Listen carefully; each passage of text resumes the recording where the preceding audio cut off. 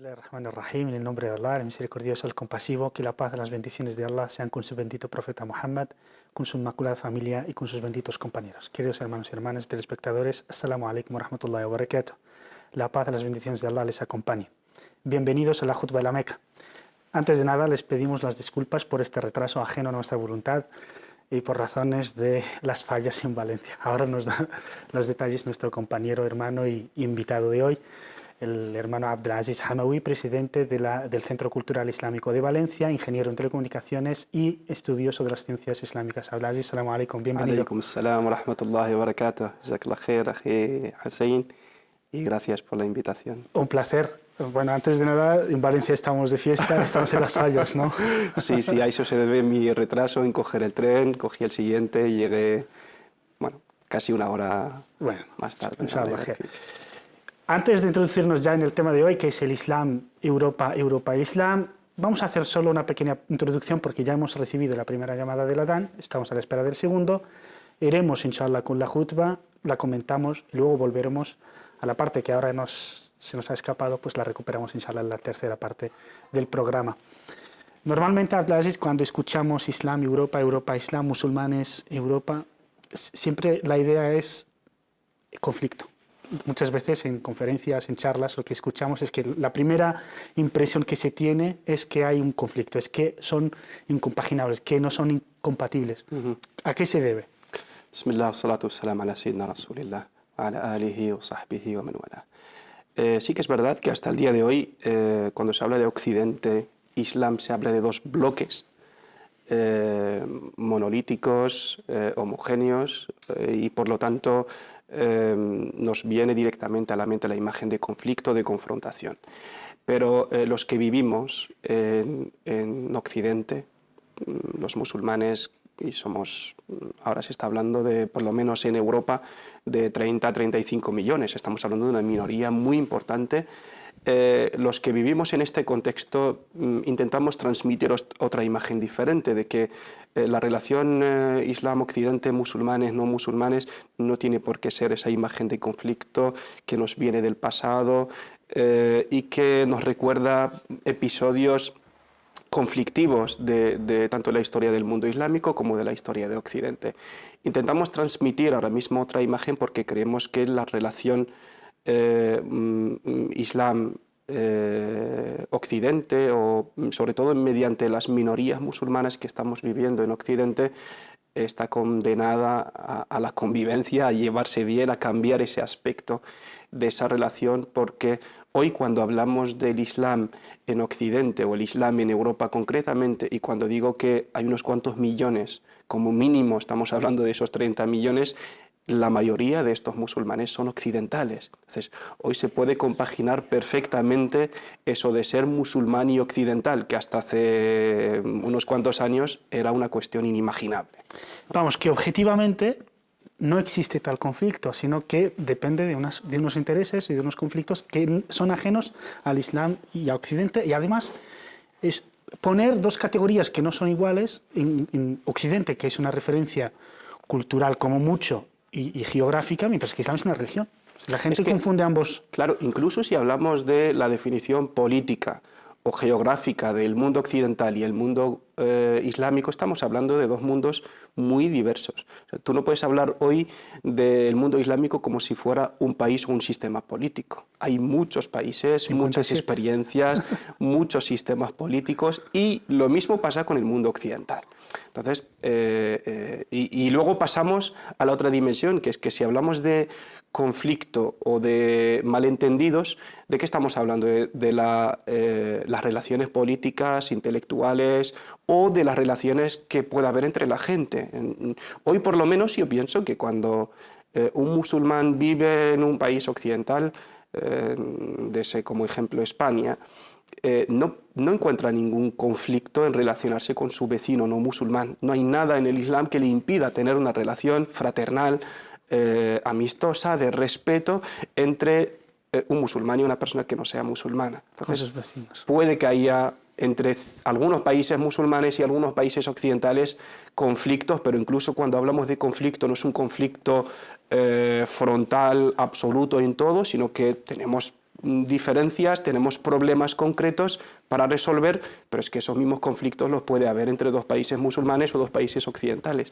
Y además, siempre que hablamos un poco en el sentido de conflicto entre ambos mundos, en realidad no siempre las relaciones han sido conflictivas, ¿eh? Así que También hubo larguísimos momentos de paz, de convivencia, de relaciones comerciales, de relaciones entre estos países. Espero que les haya abierto el apetito para hablar de este tema, para que estén ahí hasta la segunda parte del programa. Nos tenemos que ir ya porque el imam ya va a dirigir su sermón desde la mezquita más sagrada del Islam, de la mezquita al-Haram.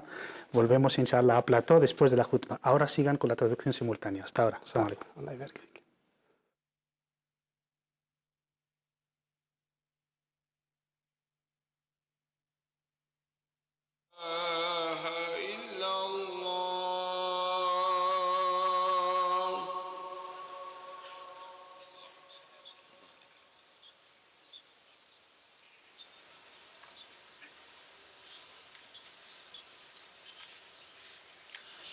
إن الحمد لله نحمده ونستعينه ونستغفره ونعوذ بالله من شرور أنفسنا ومن سيئات أعمالنا من يهده الله فلا مضل له ومن يضلل فلا هادي له وأشهد أن لا إله إلا الله وحده لا شريك له وأشهد أن محمدًا عبده ورسوله صلى الله وسلم وبارك عليه. Alabado sea Allah, todas las alabanzas son para Allah, Altísimo, uno único y sin socio. Que la paz y las bendiciones sean con su bendito profeta, con su familia, compañeros y todos aquellos que le siguen con rectitud. Queridos hermanos, os aconsejo y os exhorto la misma exhortación que hizo Allah en el Corán, diciendo, alabado sea, ciertamente os exhortamos como hicimos con los anteriores, que seáis temerosos de Allah. Así, hermanos, en la otra vida será el momento del juicio, el momento de rendir las cuentas, y entonces cada alma tendrá que dar cuenta de su obra y de lo que ha hecho, de lo que ha cosechado. Queridos hermanos, el que espera el otro día, la otra vida, sabe y se hace consciente de que tiene que obrar bien para entonces evitar el castigo y el fuego.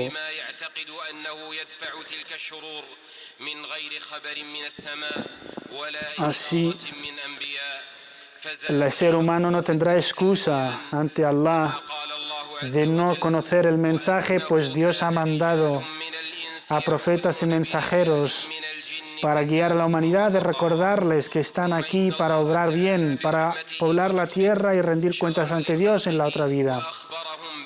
Ciertamente Dios nos ha enseñado también mediante sus profetas a quién adorar y a quién pedir auxilio y en quién creer y en quién apoyarse.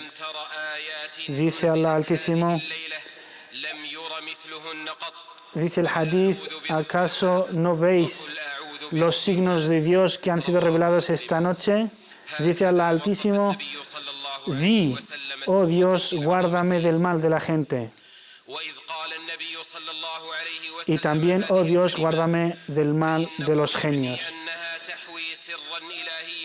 Así pues, hermanos, esto significa que pedir protección a Dios es un arma del creyente, es un secreto con el cual se enfrenta e intenta protegerse del mal de esta vida, de los brujos, de los magos y del mal de los demás, pues suponen una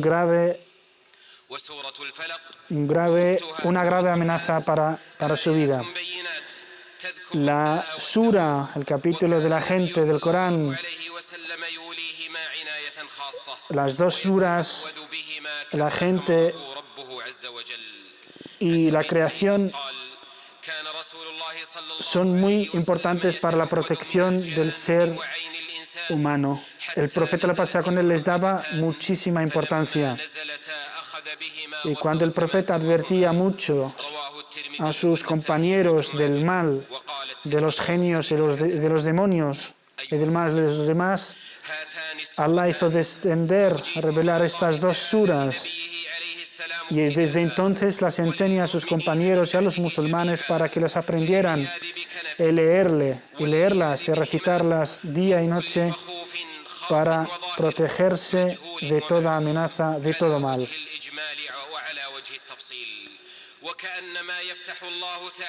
Así pues, es como si Allah guarda y protege a los creyentes con su misericordia, con su bondad, y llamándonos a pedirle protección a Él.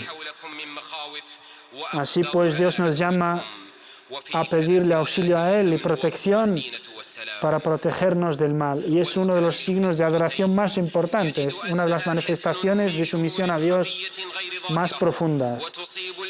Hay males, queridos hermanos, que no son vistos con los ojos, que las personas normalmente no denotamos. Son muchas amenazas, muchos riesgos, muchos peligros, y de ahí que viene la importancia de pedirle protección y salvaguarda a Allah Altísimo.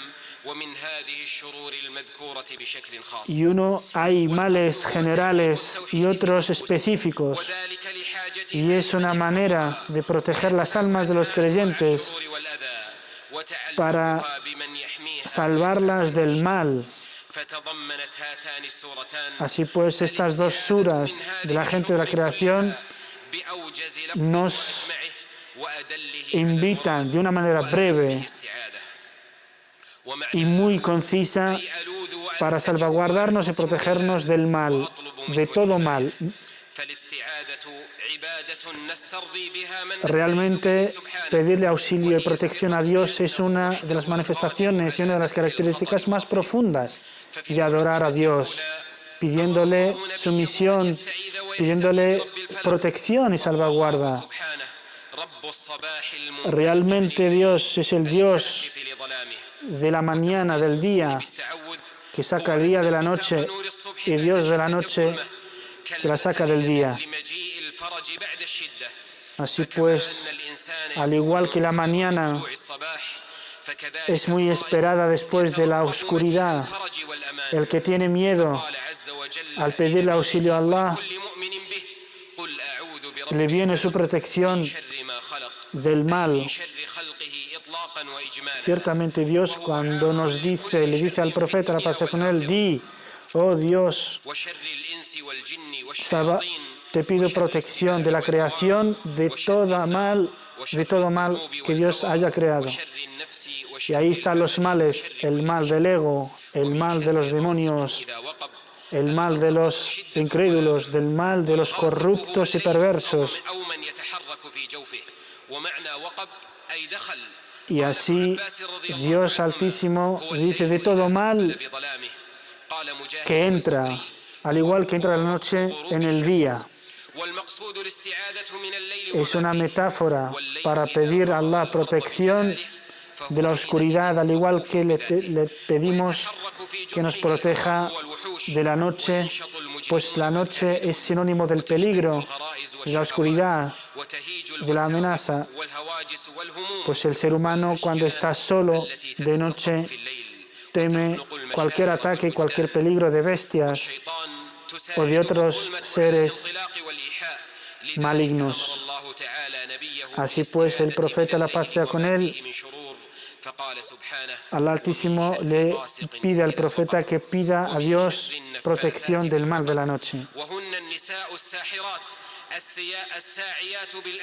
Y también del mal son las perversas, las brujas que intentan damnificar y dañar a los demás, aunque no tienen ningún poder, excepto con el permiso de Allah.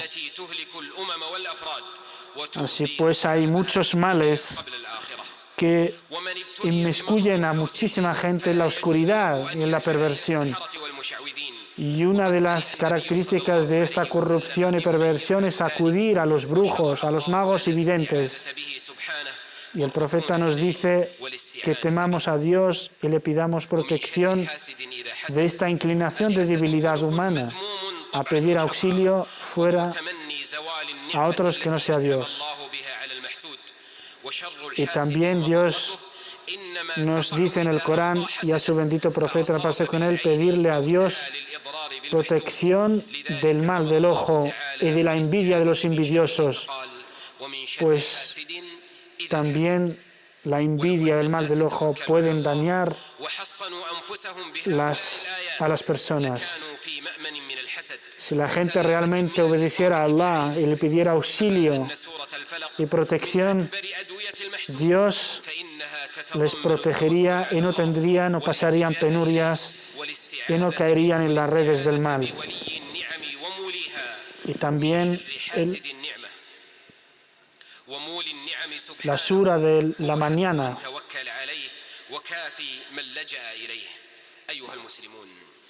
Musulmanes, si esto tiene que ver con la primera sura, en la segunda, Dios nos dice que le pidamos protección, nombrándose Dios Altísimo como Dios de la gente,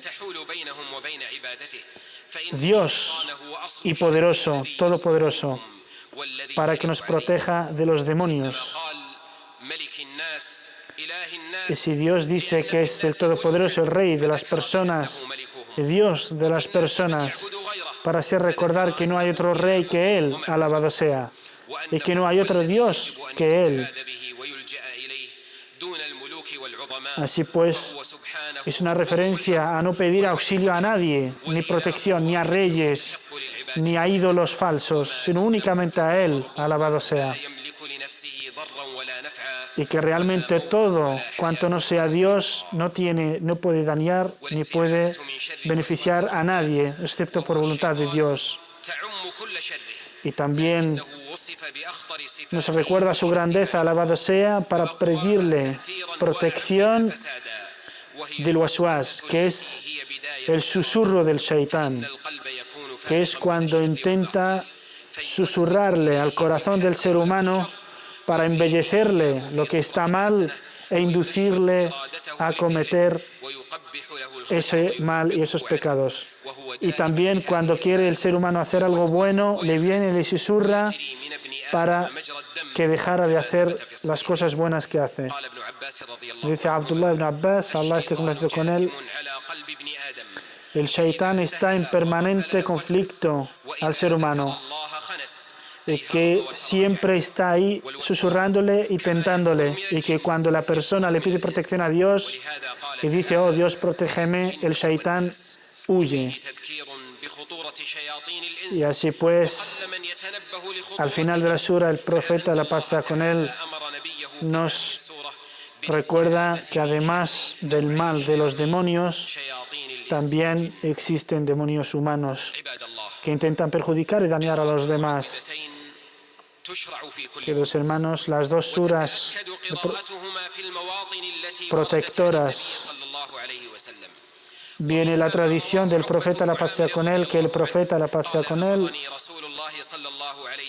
que ordenó a Amr, uno de sus compañeros, a su compañero, Allah está con él, le exhortó a recitar las dos suras protectoras después de cada oración.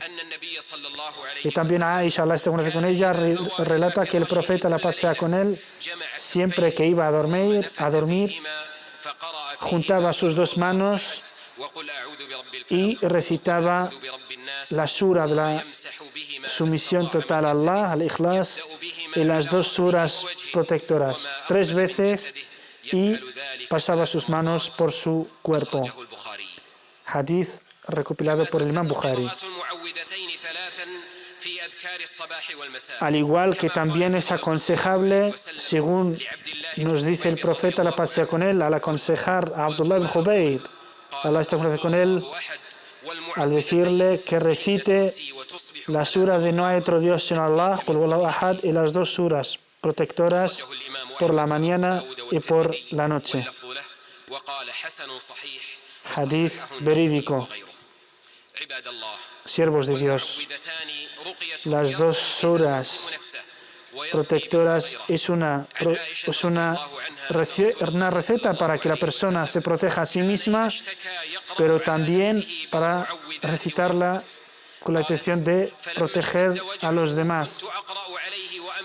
Así pues, dice Aisha, Allah está con ella, que cuando el profeta, la paz sea con él, estaba enfermo, recitaba las suras protectoras y pasaba sus manos por el cuerpo santo del profeta, la paz sea con él.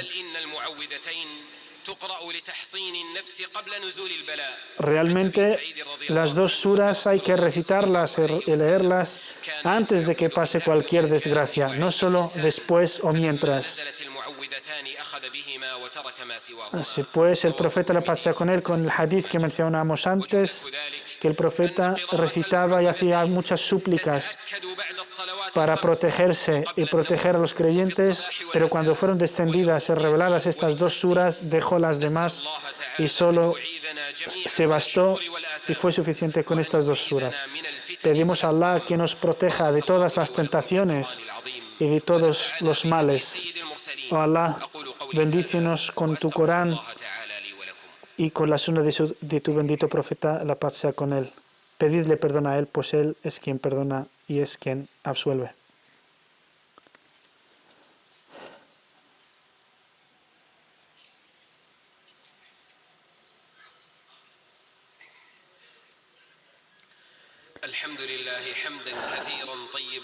Todas las alabanzas son para Allah. Bendito sea Dios, Él quien protege y salvaguarda a los creyentes.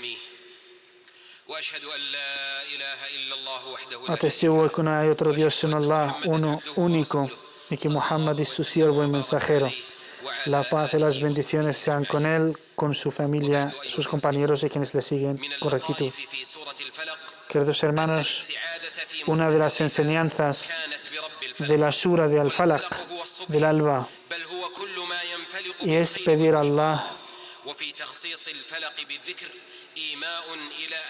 la protección, diciendo Dios que di, oh Dios, protégeme, tú que eres el Dios del alba. Y el Dios del alba hace referencia a que el alba realmente es símbolo de esperanza, símbolo de buen futuro, pues es la esperanza que el creyente espera. Y la espera viene después de momentos difíciles. De ahí que Allah Altísimo, como Dios del alba, nos está diciendo que es el Dios de la esperanza. Pues el creyente nunca ha de ser desesperado, nunca ha de desistir en su esfuerzo y en su trabajo. Así pues, todos los creyentes han de pedirle protección a Dios, el Dios de la esperanza. Lo mismo le pedimos a nuestros hermanos en Siria y en todas las partes, que después de las dificultades, después de todo el derramamiento de sangre y de la opresión, hay que refugiarse en Dios únicamente. Y Allah les dará la esperanza y les dará el éxito y la victoria. Y también os exhorto a pedirle mucho perdón a Dios, pues el pedir perdón a Dios da buena esperanza y hace que los problemas, las dificultades que pasa el musulmán sean resueltos. Y sobre todo lo digo a los gobernantes, a las autoridades y a todos los musulmanes que que ser muy cuidadosos y pedirle protección a Allah e ir en apoyo y auxilio de sus hermanos en Siria y en otras partes, porque si no lo hacen, Dios no lo quiera, puede caernos un gran castigo de Él. Oh Allah, danos el éxito y la victoria al Islam y a los musulmanes. Oh Allah, humilla a los genocidas, a los criminales y a los traidores. Oh Allah, guía a esta umma a honrar a la gente de bien y humillar a la gente de mal. Oh Allah, todo aquel que quiera un mal para el Islam, que su mal vuelva en su contra. Oh Allah, tú eres el Señor de todos los mundos. Oh Allah, auxilia y ayuda a nuestros hermanos en Palestina y en Siria. Oh Allah, ayúdales a salir del genocidio que están sufriendo. Oh Allah, libera a la mezquita de Al-Aqsa de la mano de los sionistas enemigos. Oh Allah, ayúdanos a seguir tu guía. Oh Allah, une a los egipcios sobre lo mejor. Oh Allah, ayúdales a llegar a acuerdos que beneficien a todos. Oh Allah, a nuestros hermanos en Siria para el derramamiento de su sangre. Oh Allah, protege su honor, salvaguarda su dignidad y dales la victoria en contra del genocida que les humilla. Oh Allah, guía a nuestras autoridades a aquello que es de tu agrado y tu complacencia. Oh Allah, ayúdales a ser temerosos de ti y ayúdales a tomar buenas decisiones y a beneficiar a toda la umma. Oh Allah, hazles que sean una misericordia para tus creyentes. Oh Allah, danos el bien en esta vida y el bien en la otra vida y protégenos del fuego del infierno. Oh Allah, perdona nuestros pecados y nuestros excesos, persevera nuestros pasos y danos la victoria contra los incrédulos. Oh Allah, facilita nuestros asuntos. Oh Allah, perdona nuestros pecados a nuestros padres, a nuestras esposas y a nuestros hijos. Oh Allah, te pedimos tu agrado y tu complacencia y te protegemos que nos guardes de tu ira y de tu castigo. Oh Allah, a ti te pedimos perdón. Oh Allah, te rogamos el perdón. Oh Allah, ciertamente eres Dios, el uno único. Tú eres el omnipotente y nosotros somos los pobres, los necesitados de ti. Oh Allah, danos lluvia. Oh Allah, danos una lluvia sana, beneficiosa y bendita, que no sea un castigo.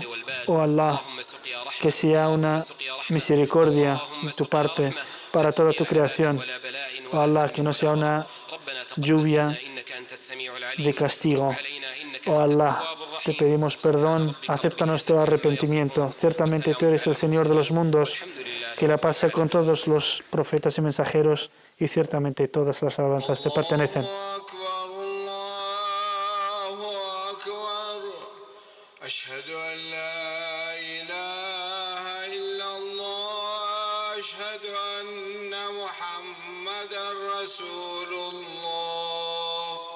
حي على الصلاة حي على الفلاح قد قامت الصلاة قد قامت الصلاة الله أكبر الله أكبر لا إله إلا الله.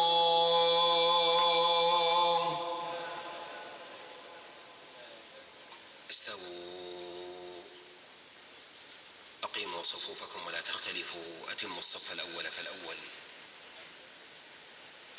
الله أكبر الله أكبر.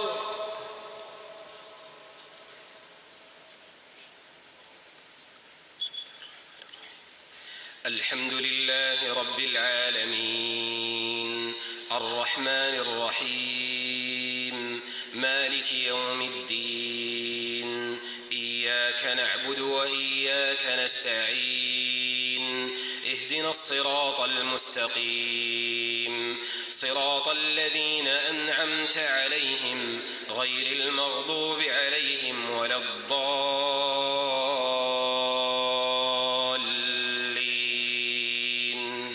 آمين.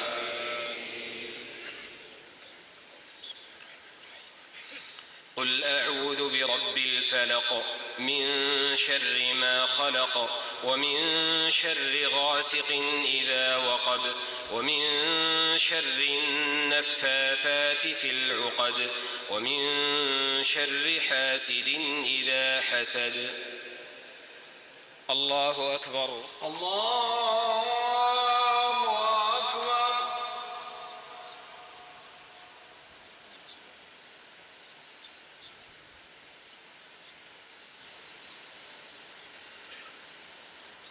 سمع الله لمن حمده. ربنا ولك الحمد. الله أكبر. الله أكبر.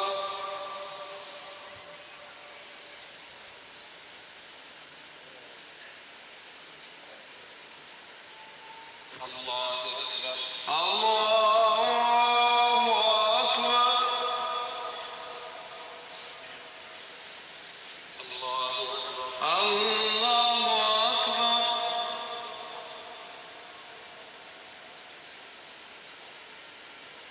الله أكبر. الله أكبر. الحمد لله رب العالمين الرحمن الرحيم مالك يوم الدين إياك نعبد وإياك نستعين اهدنا الصراط المستقيم صراط الذين أنعمت عليهم غير المغضوب عليهم ولا الضالين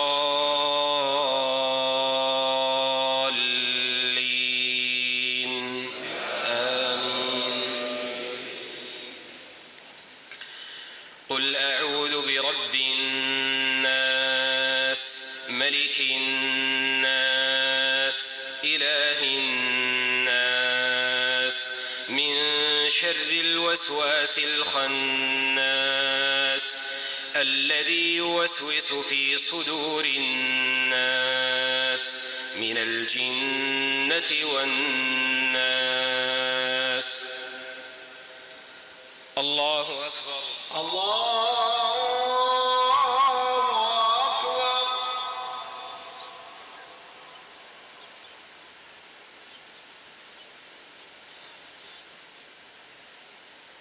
سمع الله لمن حمده. ربنا ولك الحمد. الله أكبر. الله أكبر.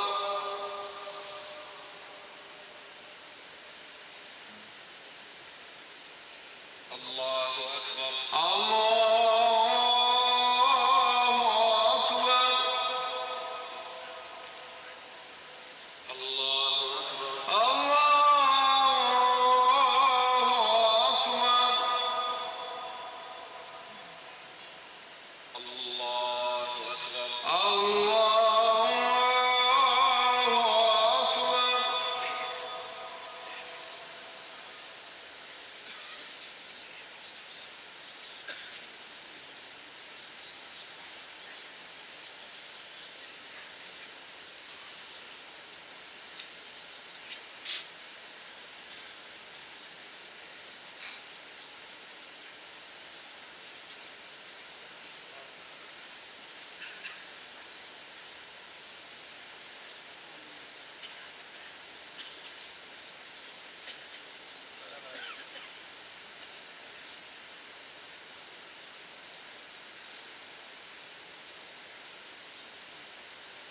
السلام عليكم ورحمة الله. السلام عليكم ورحمة الله. السلام عليكم ورحمة الله. السلام عليكم ورحمة الله. Assalamu alaikum wa rahmatullah. Que la paz de Allah sea con todos ustedes. Bienvenidos de vuelta a la Jutba de la Meca. Aquí hemos visto, el imam habló de un tema un poco peculiar, que es el Abdelaziz, bienvenido, assalamu alaikum. Alaikum salam wa Habló de la rahmatullah. protección del mal del ojo, del mal de los genios, del mal de los demonios. Esto forma parte de ese mundo oculto que todo creyente sabe, cree que existe, por lo tanto supone a veces un riesgo y un peligro, y para ello el profeta, la paz sea con él, nos enseña, y el Corán mismo, protegernos o pedirle auxilio a Dios, porque nosotros no tenemos ninguna capacidad de parar nada, pero sí podemos auxiliarnos en Dios para que nos proteja, ¿no?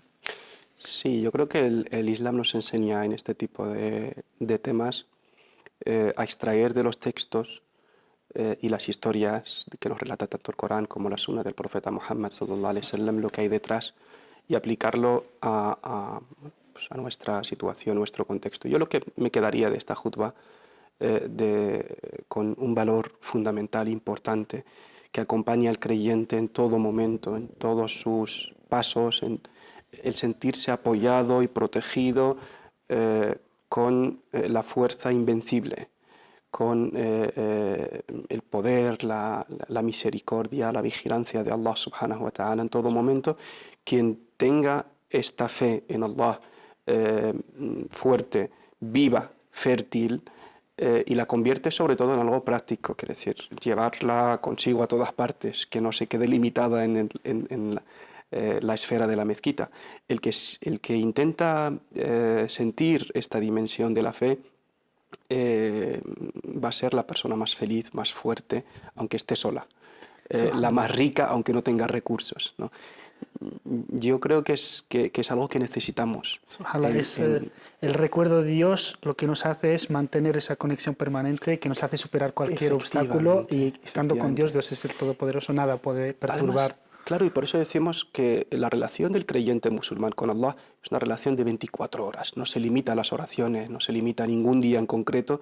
Es decir, y hoy pues el creyente musulmán o el creyente en general pues se siente rodeado de muchos obstáculos, enemigos, que pueden ser demonios o pueden ser todo tipo de dificultades, corrupción, El ego mismo. injusticia, y luego hay muchos enemigos de los que nos encontramos rodeados, y la solución para vencer a todos estos. Y además no hay nada que pueda superar esta fuerza con la que cuenta el creyente, es mantener un vínculo fuerte con Allah subhanahu wa ta'ala. Para ello es importante que el musulmán intente por lo menos conocerse algunas súplicas, algunas letanías, Por supuestísimo. de mañana, de tarde, cuando entra al baño, cuando sale. De hecho, uno de los comentaristas de un gran orientalista dice: Muhammad, la pasea con él, no ha dejado nada que no haya enseñado a su umma, desde cómo gobernar hasta cómo entrar al baño y salir. Claro que sí. Nosotros hay un hadith del profeta sallallahu alaihi wasallam que dice que el dua, la súplica, en su sentido más amplio, la comunicación con Allah, el dejarte en manos de Allah, abandonarte en su voluntad, encomendarte en Él en todo momento, es el arma del creyente. Es como un arma con el que vas enfrentándote a todos los enemigos a los que te puedes encontrar en el día a día, y los hay, y muchos, ¿no? Entonces, hacer uso de este tipo de súplicas que el profeta sallallahu alaihi wasallam nos dejó para todas las ocasiones y para todas las situaciones, es una fuente de alimentación espiritual muy potente. La relación con el Corán es una forma de dhikr, también de recuerdo continuo, porque el ser humano se olvida de su Señor, se olvida de quién es, y termina pensando que Él es el que lo puede todo, el que crea las circunstancias, por eso se siente débil, porque se encuentra solo frente a otros seres de la misma magnitud. Pero el acordarte siempre de que por encima de mí está Allah, y si cuento con su poder y su protección y su apoyo, lo tengo todo, en todo momento, eso te hace sentirte muy potente, muy fuerte, protegido, feliz, tranquilo, que yo creo que, pues es lo que realmente busca la gente hoy. Cuando tú vas a cualquier librería, hoy ves que los libros más vendidos tienen que ver con la psicología, el desarrollo personal, autoayuda, porque la gente se siente débil. Nosotros tenemos esta parte en el Islam fundamental, solo hay que buscarla en el Corán y en la Sunna del profeta Muhammad sallallahu alaihi wasallam. Alhamdulillah, mashallah, jazakallah khairan. Nosotros, recuerdo Allah subhanahu wa ta'ala en todo momento, uno cuando se despierta, cuando sale de casa, cuando entra, cuando va al trabajo, cuando va a pasar un examen. Cuando uno tiene presente a Allah subhanahu wa ta'ala y hace estas súplicas, lo que está haciendo realmente es recordarse a mismo que Allah también lo está viendo, por lo tanto se abstiene de cometer actos ilícitos como robar o como mentir o como etcétera. Una pausa y volvemos con el tema del día, el Islam europeo. Hasta ahora.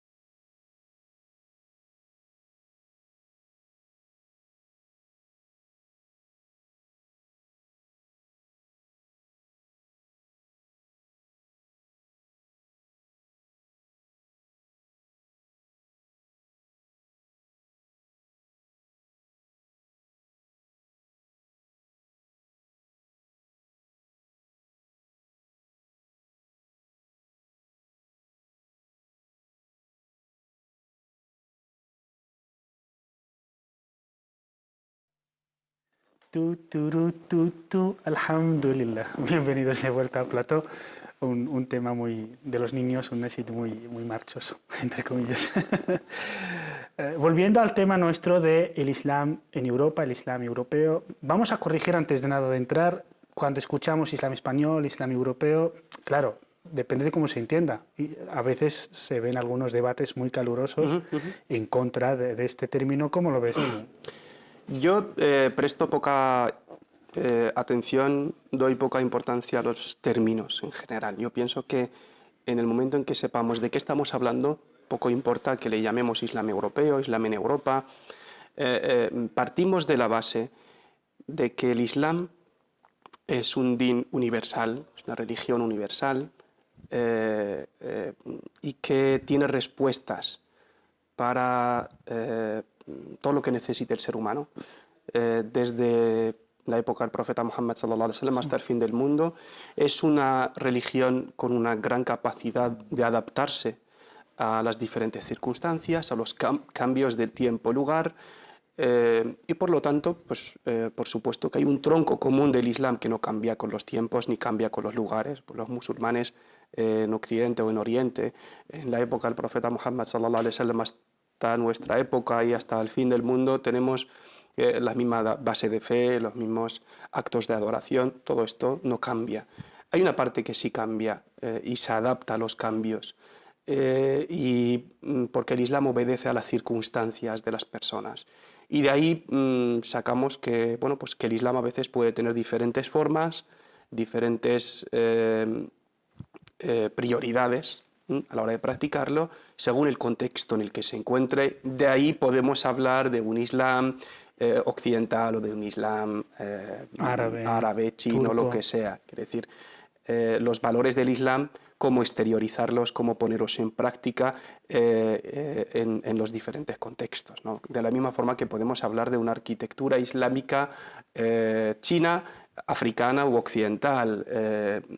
Entonces, yo creo que el tema a mí no me molesta ni me parece fuera de lugar hablar de un Islam occidental o un Islam europeo, siempre y cuando definamos que no pretendemos crear un Islam nuevo, no pretendemos desarraigar el Islam de sus orígenes, sino que simplemente reconocemos una de las características fundamentales del Islam, en la que no discute ningún musulmán, de que el Islam tiene la capacidad de adaptarse a los diferentes contextos, a los diferentes tiempos. Quizá este miedo de que hablar de Islam español, europeo, occidental, turco, árabe, etc., se deba a que algunas personas hacen un uso de este término en el sentido de que, oye, vamos a inventarnos un Islam español a la ligera, un Islam light, un Islam, pues mira, que no haya ninguna diferencia entre el musulmán y el no musulmán y que, digamos, la diferencia se limitase únicamente pues, a las prácticas individuales y personales. Entonces, vendría de esta interpretación que también es un poco peligrosa a la hora de utilizar el término Islam español. Por supuesto, el Islam rechaza todo tipo de, vamos a llamarlo, extremismos, tanto por un lado como por otro, ¿no? Todo tipo de fanatismos, todo tipo de, pues incluso los nacionalismos que pretenden prevalecer sobre los valores del Islam. Pero el mismo error se puede cometer con cualquier otro término. Es decir, si yo digo que defiendo un Islam tradicional o el Islam, pero luego lo que yo enseño son valores totalmente ajenos a los fundamentos del Islam, o creo reglas totalmente nuevas que no tienen nada que ver con las bases del Islam, estoy cometiendo el mismo error, aunque yo diga que eso sea Islam. Yo puedo mañana mismo... Es que todo esto se debe a que en el Islam no tenemos una autoridad religiosa oficial, no tenemos una institución religiosa, y por lo tanto pueden salir muchos discursos, cada uno atribuyéndose así el Islam, ¿no? Verdadero. Pero nosotros no juzgamos por ese discurso ni por lo que diga ser una persona, sino por lo que hay de fondo, ¿no? Mañana mismo podemos tú y yo salir al mundo con la Organización de Sabios Musulmanes, internacional de no sé qué, ¿no? Pasa lo mismo. Pero no por ese término nos atribuimos o podemos decir que somos la voz oficial del Islam o enseñamos el verdadero y único Islam, ¿no? Luego es que muchas veces también los debates que tú comentabas antes sobre la terminología. Esta terminología no viene establecida como tal en el Islam, en las fuentes del Islam. Hay mucha terminología islámica que aparece después de la muerte del profeta Muhammad sallallahu alaihi wasallam, y por lo tanto aferrarnos a los términos no es una práctica islámica, ¿no? El Islam nos enseña a ir al fondo y juzgar el contenido de cada cosa, para ser justos, no juzgar las apariencias, ¿no? O la terminología en sí. Entonces, cuando le añadimos un calificativo al Islam, en realidad en este caso, por ejemplo, el Islam europeo, lo que estamos diciendo en realidad es, oye, somos musulmanes, es el Islam de todo el mundo, el de siempre, el que se inspira en el Corán y en la Sunna, solo que las prioridades o los problemas del día a día del musulmán europeo no son los problemas del día a día del musulmán en Egipto, ni es del musulmán de Arabia Saudí, ni el de Argentina, ni el de Malasia, sino son otras prioridades. Por lo tanto, es en esa dimensión social, en esa dimensión de relacionarse con los demás, es en donde, digamos, poner un calificativo u otro hace referencia, ¿no? Cuidado, que esa es una parte muy importante en el Islam. Es el espacio quizá más visible, más grande del Islam, Sí. ¿no? La práctica del Islam no se limita al aspecto espiritual y en eso estamos todos de acuerdo. Y esa parte no cambia y es permanente, estamos de acuerdo en todo eso. Pero la parte visible, la parte práctica del Islam sí que obedece a los cambios. La prioridad a la hora de poner en práctica el Islam, la prioridad en el discurso, sí que obedece a los cambios, a las circunstancias de cada lugar. Y luego utilizar el término Islam europeo, a mí me parece, o Islam español, me parece pues algo que se puede ver como muy cercano, es decir, yo hoy cuando hablamos a la población española de Islam no le estamos hablando de nada nuevo o de algo que los inmigrantes hayan traído de fuera, sino que es pues parte de la historia de este país. El Islam decimos que es el din de la fitra también, o sea, que tiene que resultar cercano a cualquier persona, sea occidental, sea oriental, sea... No es un patrimonio árabe ni es un patrimonio oriental, ¿no? El Islam es tanto oriental como occidental. Patrimonio de la humanidad. Sí, del mundo. incluso nosotros siempre decimos que en Occidente precisamente es donde el Islam llegó a florecer, llegó a su auge científico, cultural. Entonces, bueno, volvemos a decir que el debate terminológico no tiene que ser muy... No es de tal importancia. Es como este aspecto social que es muy amplio y importantísimo en el Islam, que tenemos en la historia, como los grandes imames de las escuelas de jurisprudencia pues, han cambiado de opinión y de parecer, cambiando de lugar y justificando cada una y defendiéndolas ambas, Ajá. aunque sean diferentes, lo veremos, porque es uno de los grandísimos retos de la comunidad musulmana europea. Pero antes, hablando de los musulmanes europeos, ¿cuáles son sus mayores retos y los mayores obstáculos que tenemos? Y a nivel de España, sí. Yo pienso que actualmente los musulmanes europeos españoles tenemos dos retos o dos asignaturas pendientes de resolver fundamentales. La primera o el primer reto tiene que ver con el concepto de identidad. Situarnos claramente en quiénes somos realmente. Somos parte de la UMA, somos parte de Europa, somos españoles o somos de fuera. Hasta el día de hoy encontramos ahí pues, a un gran sector de la comunidad musulmana que vive este conflicto, no saber situarse exactamente, no sabe definir los componentes de su identidad, ¿no? Para salirnos de este conflicto. Intentamos decir siempre que se puede ser las dos cosas sin ningún problema, ¿no? Nosotros sí formamos parte de nuestra umma y es un vínculo espiritual, religioso que nos une con todos los musulmanes del mundo y al mismo tiempo hay un vínculo social, un vínculo de ciudadanía que nos vincula con nuestros países donde estamos viviendo y por lo tanto la lealtad debe ser compaginada, ¿no? Entre una cosa y otra y no tenemos que vivir ahí ningún conflicto. También a veces es el discurso externo que nos cuestiona muchas veces, pero vosotros ¿qué sois exactamente? O el ser musulmán nos permite ser españoles o europeos fieles a vuestros países, ¿no? Ahí tenemos, yo creo que contestar no solo con el discurso, sino con la práctica también, demostrando realmente ser ciudadanos ejemplares en nuestros países y demostrar, convencernos primero a nosotros mismos de llevar la inquietud, ¿no? y los problemas de los países donde nos encontramos a nuestras comunidades, debatirlos, darles importancia, tratarlos, intentar siempre preguntarnos qué podemos aportar, ¿no? Además, esto de la identidad seguramente viene porque buena parte de los musulmanes, pues digamos, tiene un origen extranjero, es decir, viene de fuera, cuyos hijos han nacido aquí, que no saben, los padres pues más o menos lo tienen resuelto porque se han creado, han nacido y creado y se han formado en sus países de origen, por lo tanto ciudadanos de aquí, del origen, pero sus hijos sí que, digamos, les llega ese gran problema, los padres no lo saben resolver y además, evidentemente, es que la identidad se construye en base a cómo te define el otro, es decir, la identidad no es solo para uno mismo, sino en relación con. Además de este gran... digamos, es uno de los retos que los musulmanes resuelvan a nivel teórico el problema de identidad para luego dar sus frutos. ¿Cuál sería el segundo problema? Yo creo que el siguiente reto que ahora mismo tenemos es el de construir un proyecto. claro, bien definido, de la presencia musulmana, la minoría musulmana en Europa, dónde quiere verse en el futuro, qué quiere aportar de nuevo, de diferente al contexto en el que se encuentra, porque el Islam nos enseña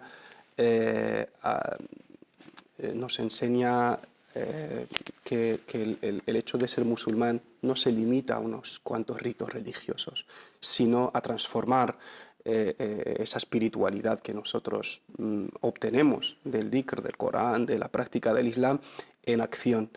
Y nos enseña a destacar, nos enseña a aportar algo diferente, algo nuevo. Y yo ahí echo en falta, tanto en el discurso como en las diferentes comunidades, por lo menos si hablamos de España y se puede trasladar a toda Europa, echo en falta un proyecto definido y claro que se refleje en instituciones, en una meta común, en una visión de futuro, que los dirigentes musulmanes, por lo menos, de las diferentes comunidades compartan y, aunque cada uno trabaje por su lado a llegar a esa meta, pero hay que definirlo juntos, esa visión de futuro tiene que existir.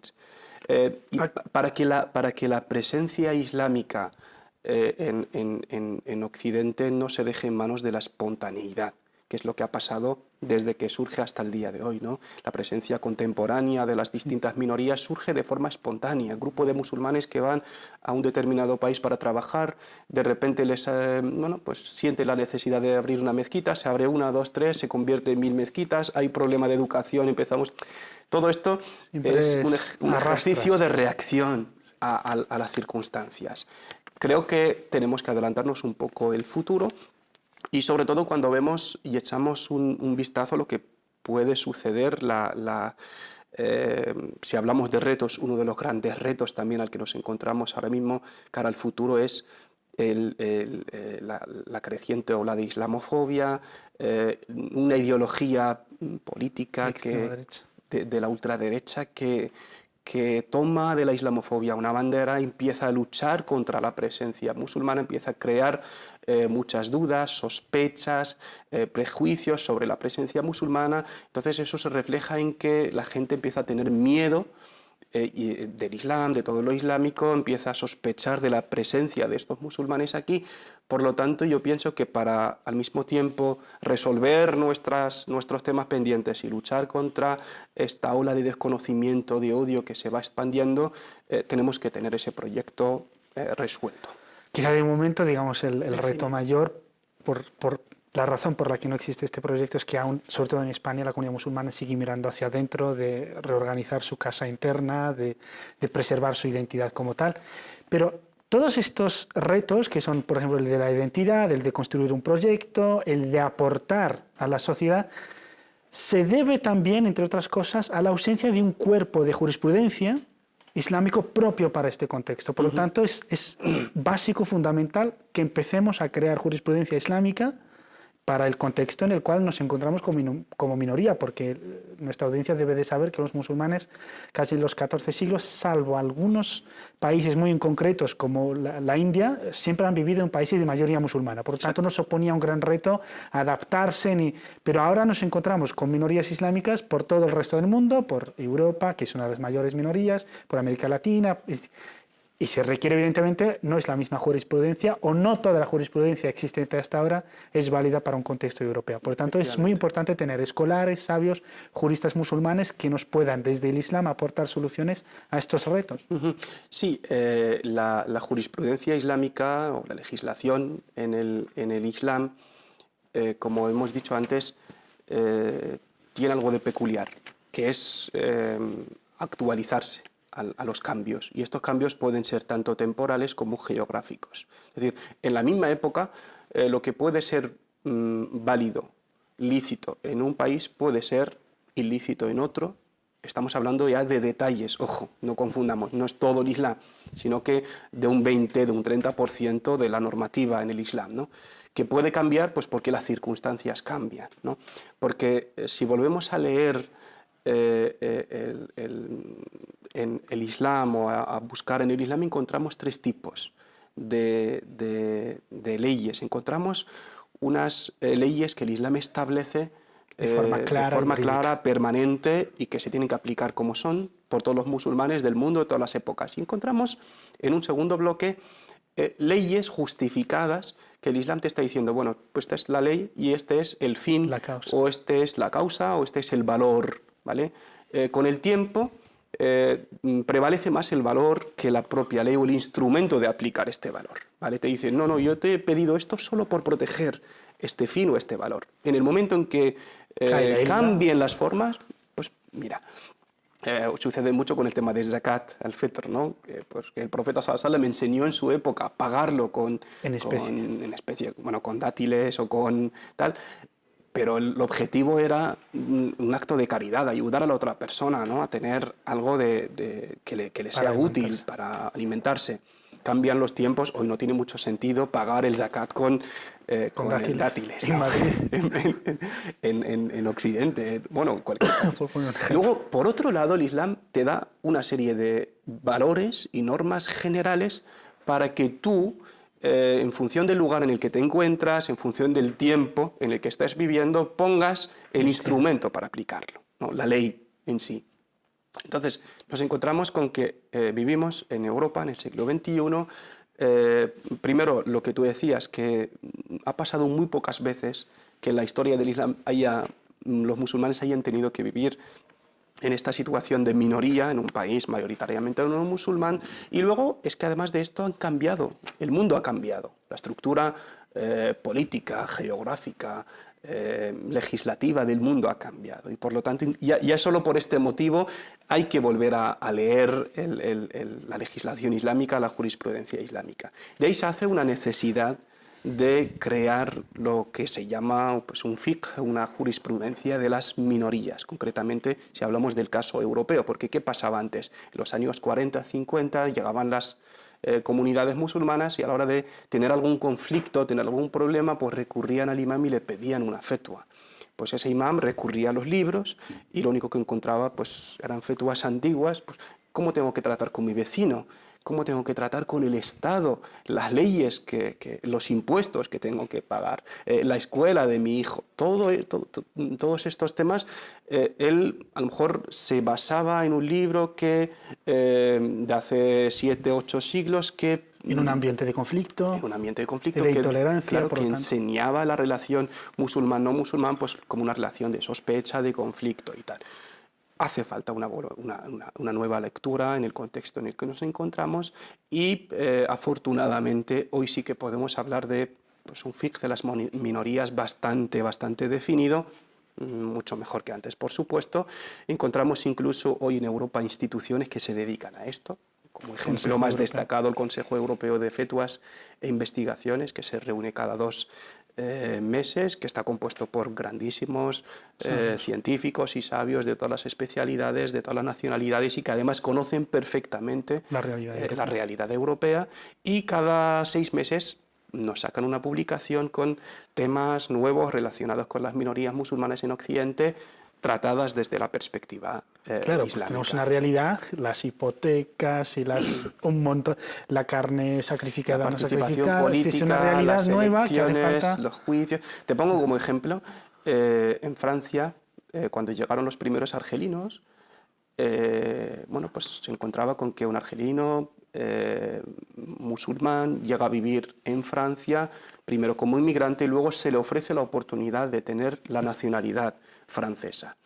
Entonces, en ese momento, pues algunos imames siguieron trabajando, utilizando una fetua que existía antes, en la época de la ocupación francesa a Argelia, y que prohibía que un musulmán argelino pidiese o tuviese la nacionalidad francesa. Entonces, que se oponía a una traición. Claro, en ese momento estamos hablando de un país que ocupa a otro, de un pueblo que está bajo la ocupación y que aceptar la nacionalidad del invasor implica una serie de cosas. Pero aquí ha cambiado el contexto completamente. Estamos hablando de ciudadanos que viven en un país, que trabajan en él, que pagan sus impuestos, que educan ahí a sus hijos, pero se privan a sí mismos del derecho fundamental en una sociedad democrática de participar en la política y por lo tanto influir o intentar cambiar las cosas, ¿no? Sí, Este es un ejemplo pequeño, pero los hay muchos. Los hay. Uno de los retos de las comunidades musulmanas es la visibilización, la normalización de su presencia en nuestros países, y eso se hace evidentemente a base de la participación en el tejido social más amplio de la sociedad. ¿Cómo ves la situación de la participación de las comunidades y cómo sería, digamos, una de las maneras más efectivas para que esa participación aumente y sea plena? Cuando hablamos de normalización, de participación, o incluso el término integración, aunque sea un término discutible, ¿no?, o un poco polémico, pero vuelvo a decir que los términos, cuando definimos lo que queremos decir con ellos, no hay ningún problema y podemos utilizarlos, ¿no? Cuando hablamos de integración, se nos pide desde la sociedad, desde los medios de comunicación, desde la sociedad en la que vivimos en general, se nos pide a los musulmanes integrarnos, ¿no? La integración.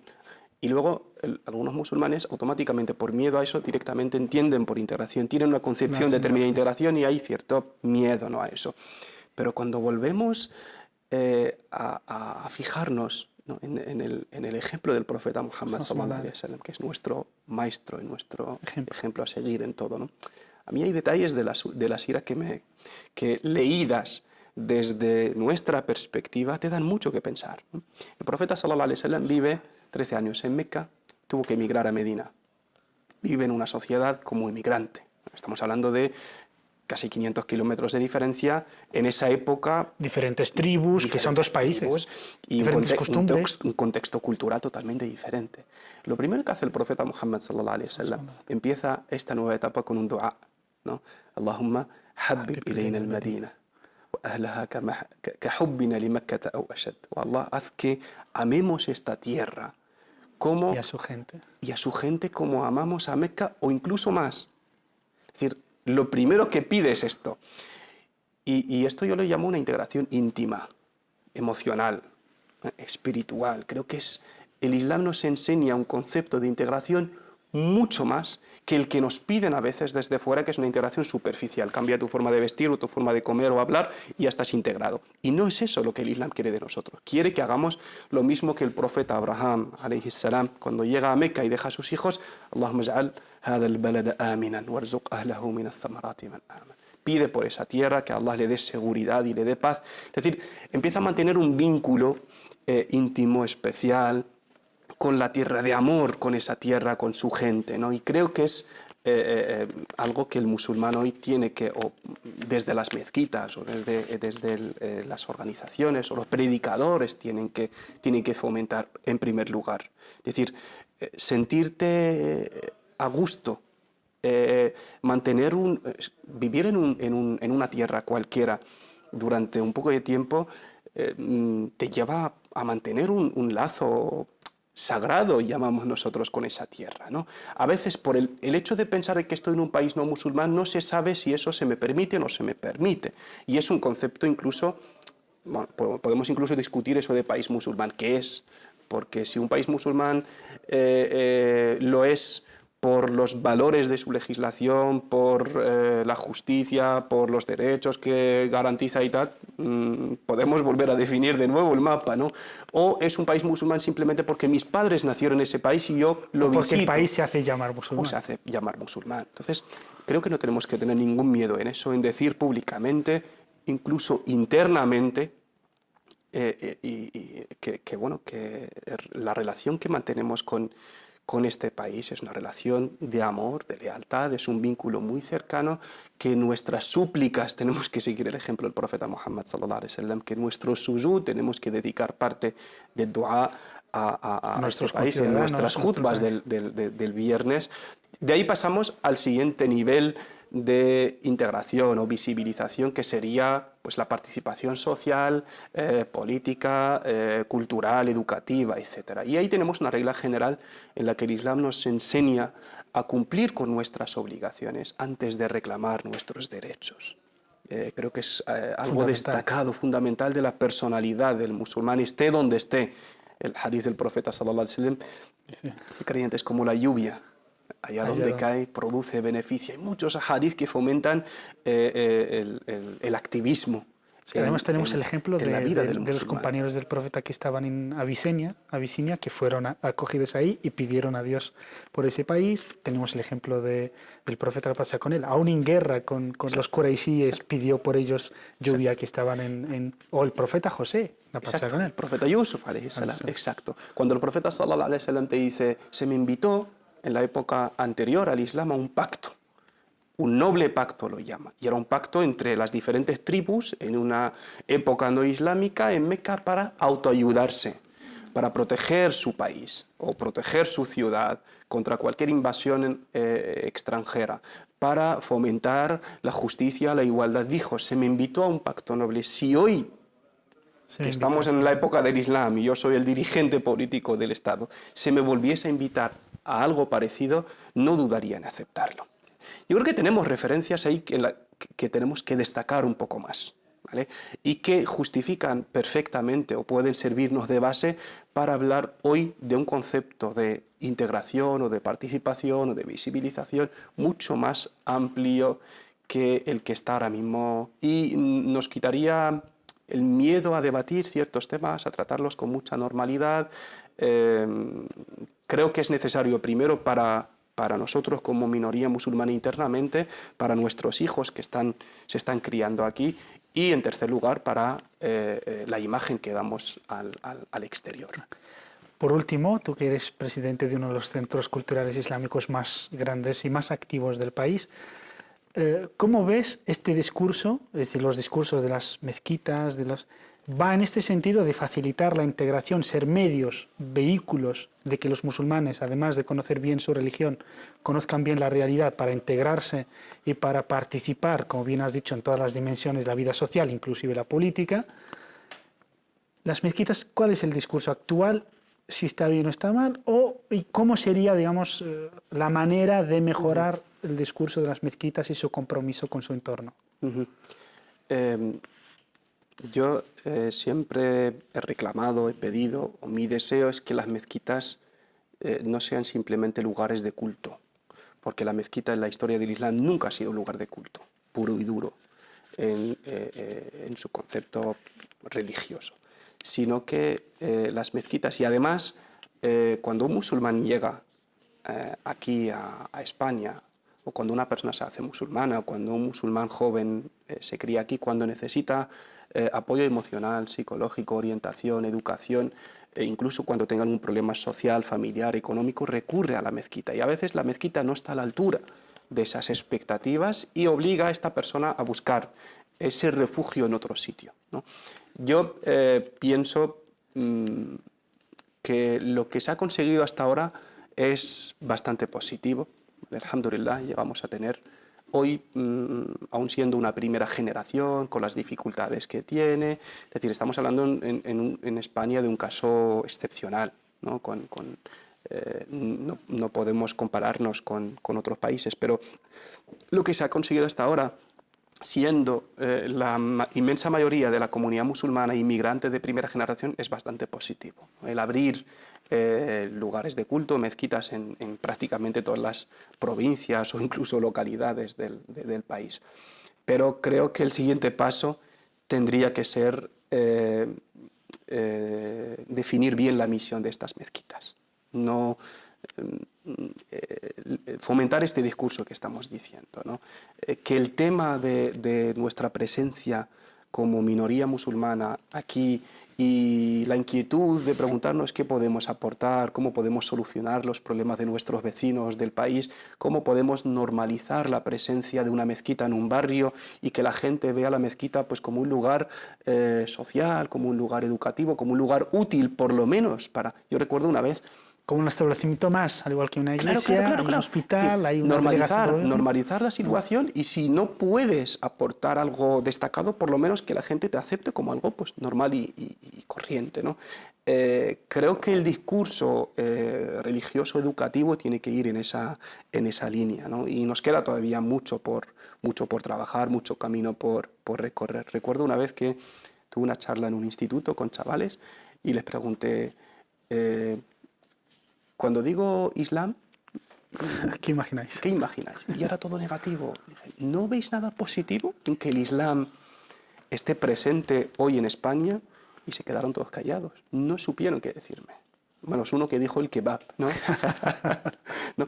Es decir, y eso es un problema, ¿no? Primero que la gente de fuera o nuestros conciudadanos no musulmanes no le vean nada útil a una mezquita en un barrio, pero el problema, lo peor todavía, es que los musulmanes no sepamos qué es lo que tenemos para aportar. Y tenemos muchos valores que aportar.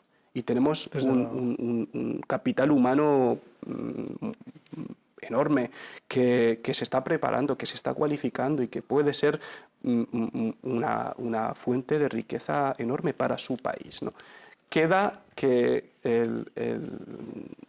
los dirigentes, tanto religiosos como los dirigentes de las diferentes organizaciones, encaucen esta riqueza y este capital humano hacia un proyecto común, hacia una visión de futuro que garantice la estabilidad para el país y para la comunidad musulmana. Porque, ojo, el que los musulmanes en España estén en una situación de estabilidad, de prosperidad, es algo bueno tanto para ellos como para el país. El que el discurso islamófobo crezca es una amenaza no solo para la comunidad musulmana, sino para todo el país. Estamos hablando de una pieza importante de un país plural, diverso, y que esta pieza nos interesa a todos que esté bien colocada, que logre su estabilidad. Y creo que ahí las mezquitas tenemos mucho que hacer. Muchísimas gracias, Abdelaziz Hamaoui. Ha sido muy rico. La verdad es que el tiempo se nos ha hecho muy corto, porque el tema da para muchísimo y profundizar muchísimo. Por ejemplo, que los niños hayan respondido todos en negativo es muy indicativo de la opinión más o menos pública, porque también los medios juegan un papel importantísimo y algún día hablaremos, inshallah, de este tema de los medios. Aquí, Córdoba, lo que intentamos un poco es contrarrestar esa onda negativa y por lo menos dar una imagen y acercar las comunidades musulmanas a la opinión pública y a la sociedad en general.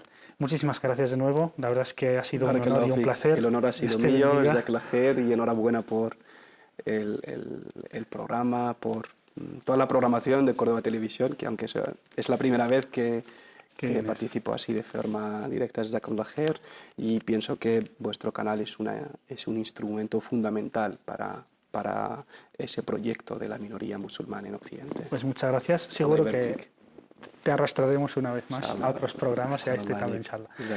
A ustedes espero que les haya sido de gran interés esta tertulia, realmente es muy profunda, muy rica. Les recuerdo nuestro email, que es la jutba de la Meca, @cordobainternacional.tv. Pueden seguirnos igualmente por la web en directo, www.cordobainternacional.tv, o en nuestro perfil de Facebook del canal mismo. Nosotros volvemos el próximo viernes, inshallah, con otro tema. Hablaremos del voluntariado, los musulmanes y su compromiso con el voluntariado, lo que aportan a esta sociedad y a las otras. Nuestro invitado será Said Burhim, inshallah. Así que hasta el próximo viernes, sean felices. Assalamu alaikum wa rahmatullah.